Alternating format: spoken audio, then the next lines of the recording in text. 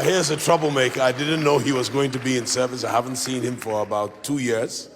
And he was standing in the line to testify. When he takes a microphone, anything can happen. But Naja, you have two minutes.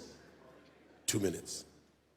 He's a lawyer and a very adept one. He's an activist and a man of many parts.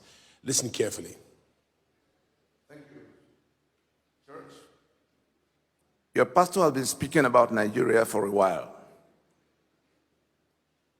A meeting took place in these premises some 2 years or so ago. And Naji, you want to put me into trouble? We've gone past that. I've been waiting on God for himself or any of the other people we went to tell what God was doing to solve these impossible problems. Which problem? The problem of Nigeria. The reason I came here today, I needed just 10 minutes with him to tell him what has happened beyond what I had heard. Because sometime last week or so, overnight, I got more than 20 of the same video of him pronouncing the name of the sickness of Nigeria. He said it was the constitution and that we shouldn't, that Nigeria is a scam under that constitution and that we cannot get to another change of power, I mean election and people going to government house under that constitution. That video had traveled so much that the people who took 7 months to listen to us in the US in 2019, the decision makers of the United States of America, from Congress to State Department to the executive branch, across the two parties, they began to send that same video to me to say it appears the matter is now at a resolution. In 1 week, we are Sunday today, between the 28th of April and 30th of April, the world powers who have vested interests in Nigeria, the US, the UK, the European Union, came to the same decision concerning this country. The US was the first to tell the government in Abuja that these matters are so complicated, it's not something we can deal with from where we are. Go talk to your people. The next day, the UK said their partnership with Nigeria will not solve this one. Go talk to your people.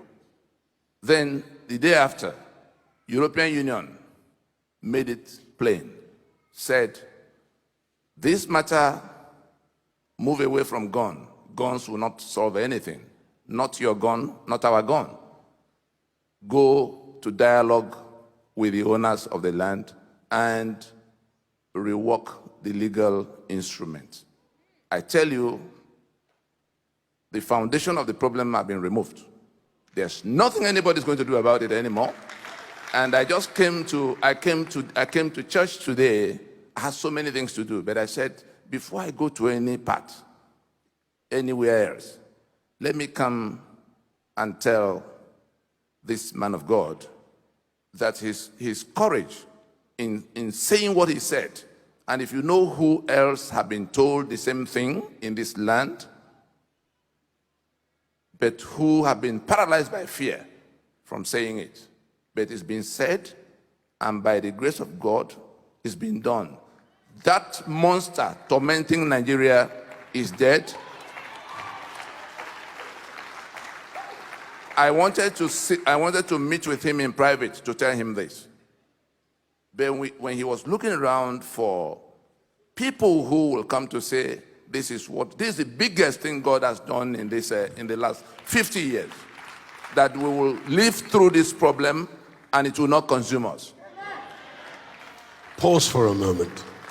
On the Sunday that I preached a sermon in the Rooted in Christ series, at the end of the sermon, something came upon me to speak to the issues of Nigeria.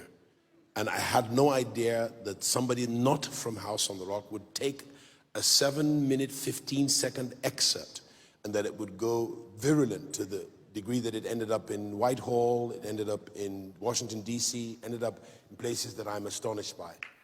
I went about my business knowing nothing about how viral it would go. Monday morning, I came to get a workout at the gym here, and I got out of my workout and went to a consultation with the political desk from one of those big 5 nations he mentioned.